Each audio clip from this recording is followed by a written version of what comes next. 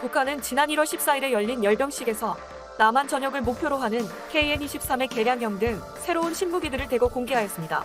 이미 과거에도 북한은 2018년 북한군 건군 70주년 기념 열병식에서 단거리 탄도미사일 SRBM을 처음 공개한 후 약 1년 후인 2019년에는 총 4번의 시험 발사를 하는 모습을 보여주며 전 세계에 그 성능을 과시한 바 있었는데요.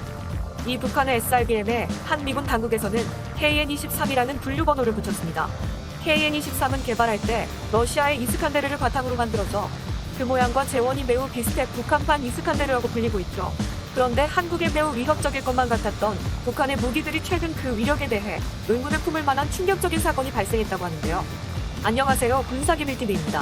알람 설정을 하시면 영상 업로드 시 바로 시청하실 수 있습니다. 시청해주셔서 감사합니다. 지난해 말 아르메니아와 아제르바이잔은 나고르노카라반 지역을 두고 무력 분쟁을 벌이고 있었습니다. 지난 3일 영국 런던의 중동 전문 매체 미드이스트 아이에 따르면 지난해 11월 9일 아르메니아에서 아제르바이잔의 수도인 바쿠르 타켓으로 이스칸데르를 발사했지만 이 미사일은 바쿠에 도착하지도 못하고 아제르바이잔에게 요격당해버렸다고 합니다. 아제르바이잔 당국에서는 이스라엘에서 수입한 바락8 지대공 미사일로 이스칸데르를 요격했다고 전했는데요. 아르메니아는 2016년 러시아에서 이스칸데르를 수입했었죠. 하지만 아제르바이잔과의 격투를 이어가며 여러 발의 이스칸데르를 발사했으나 전혀 타격을 주지 못한 것입니다. 아르메니아 총리는 현지 언론과의 인터뷰에서 이스칸데르 미사일은 문제가 많고 쓸모가 없었다고 직접 불평하기까지 할 정도였죠. 그런데 갑자기 북한 미사일 이야기를 하다 뜬금없이 다른 나라 분쟁 이야기를 하고 있냐며 의아해 하실 분들도 있으실 것 같습니다. 지금부터 그 이유를 설명하자면 재미있게도 이스칸데르를 요격시킨 이스라엘의 바락8은 최대 사거리가 100km이고 최대 요격 고도가 16km인 미사일인데요. 이는 한국군이 개발한 지대공 미사일인 천궁의 성능과 매우 유사합니다.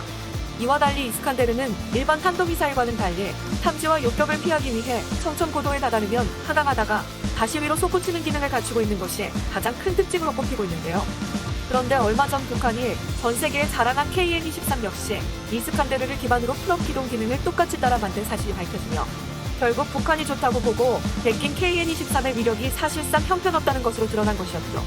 즉 이번 아르메니아와 아제르바이잔의 격투로 북한의 KN-23을 한국의 천궁으로 요격할 수 있다는 사실을 간접적으로 증명한 것입니다.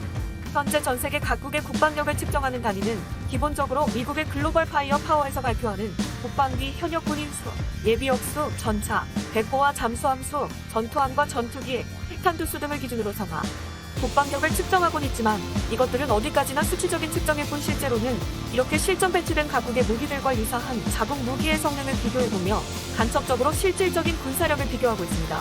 그렇기 때문에 이러한 간접적인 비교가 실제 군사력의 지표가 되고 있는 것이죠.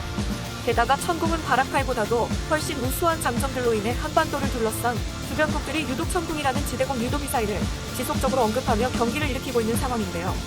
현대전과 더불어 앞으로의 미래 전장에서 가장 주목받는 기술 중 하나가 바로 스텔스 기능이라고 단언할 수 있을 것입니다. 실제로 얼마 전부터 베일에 쌓여있던 모습을 조금씩 드러내기 시작한 한국형 차세대 전투기 KF-X 역시 아직까진 스텔스 성능을 완벽하게 갖추지 않았지만 향후 KF-X의 파생형 스텔스기 개발을 염두에 두고 초기 설계를 진행할 정도로 스텔스 성능이 없는 4.5세대 전투기와 스텔스 성능을 갖춘 5세대 전투기의 성능은 하늘과 땅 차이라고 할 수 있는데요.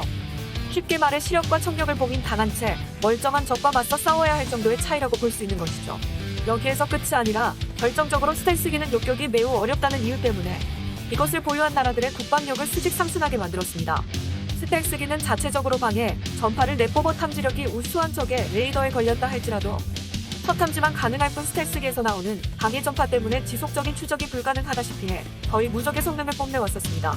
하지만 이렇게 거의 무적에 가까운 성능을 보유한 스텔스기 역시도 치명적인 약점이 있었는데요. 바로 러시아에서 개발한 S-400 트리움프가 미국의 비인 폭격기와 F-35 전투기 등 스텔스기와 더불어 전술 탄도미사일을 요격할 수 있는 중장거리 방공 미사일을 개발해내 2007년부터 실전 배치한 것이죠. 그런데 더욱 놀라운 사실은 S-400과 더불어 전 세계에 몇 안 되는 스텔스 요격 미사일 천궁을 한국에서 개발해낸 것입니다. 그간 중국과 일본은 동아시아의 패권을 장악하기 위해 과거부터 꾸준하게 이 4기급 성능을 가진 스텔스기를 야금야금 늘려오고 있었습니다. 그런데 갑자기 동북아의 주도권 싸움에서 생각지도 못한 한국이 모든 것을 무력화시킬 천궁 미사일을 기다렸다는 듯이 선보이자 중국과 일본은 전혀 예상치 못한 변수에 적지 않은 당황을 하고 있는데요. 이들이 이렇듯 당황을 할 수밖에 없는 이유에는 천궁이 가진 역대급 성능 때문이었습니다. 앞서 언급했던 스텔스기의 핵심 기술 중 하나인 레이더 추적을 무력화하는 방해 전파가 오히려 독이 된 것이었죠. 천궁에 탑재된 PSA 레이더는 스텔스기에서 외부에서 방출되는 방해 전파를 역추적하는 방식으로 완벽한 카운터 기능을 가지고 있습니다. 게다가 수직 발사 방식을 채택하고 있어 경사 발사 방식처럼 표정 방향으로 발사대를 이동할 필요가 없으므로 음속을 넘는 적 비행체가 어느 방향으로 침투하더라도 발사대 방향을 바꿀 필요 없이 신속하게 적의 요격이 가능하다는 것입니다. 이런 기술은 초단위를 다투는 현대전 공격에 대한 반응 시간을 획기적으로 줄여줌으로써 우리 군 전력을 대폭 증가시켜주는 기술력인 것이죠. 또한 천궁은 탄도미사일이 아님에도 불구하고 마하오의 속도로 적을 요격시킬 수 있는 최첨단 유도무기 체계인데요.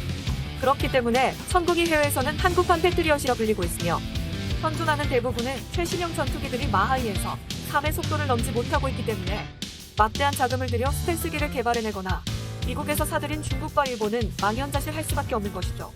게다가 천궁의 사정거리 또한 50km로 엄청난 사정거리를 자랑해 설령 스텔스기가 천궁의 위치를 파괴하려 한다 해도 공대지 미사일 평균 사거리 30km로는 접근조차 불가능 상황이라 대한민국의 영공 내에서는 파괴가 거의 불가능한 상황인 것입니다. 심지어 우리나라는 여기에서 멈추는 것이 아닌 미래 전장의 시작으로 알려진 무인기 시대를 대비해 무인기나 로켓 등을 레이저빔으로 무력화하는 레이저 요병무기와 소형 무인기 여러 대를 고출력 전자파로 동시에 쏴 떨어뜨리는 으로 대응 전자기 펄스 발사기 등을 천궁 등에 탑재해 압도적 군사적 우위를 선점하겠다 각오를 다지고 있는 상황인데요. 심지어 이러한 기술력들은 미국에 이어 두 번째로 개발한 상황이며 미국과의 기술 격차 역시 1에서 2년에 불과하다고 알려지고 있습니다. 이러한 천궁의 놀라운 성능을 눈여겨본 전 세계 곳곳에서 천궁에 대한 구매 문의가 폭증하고 있는데요. 실제로 중동 지역의 강국인 사우디와 UAE에서 천궁의 도입을 적극적으로 추진하고 있는 상황입니다.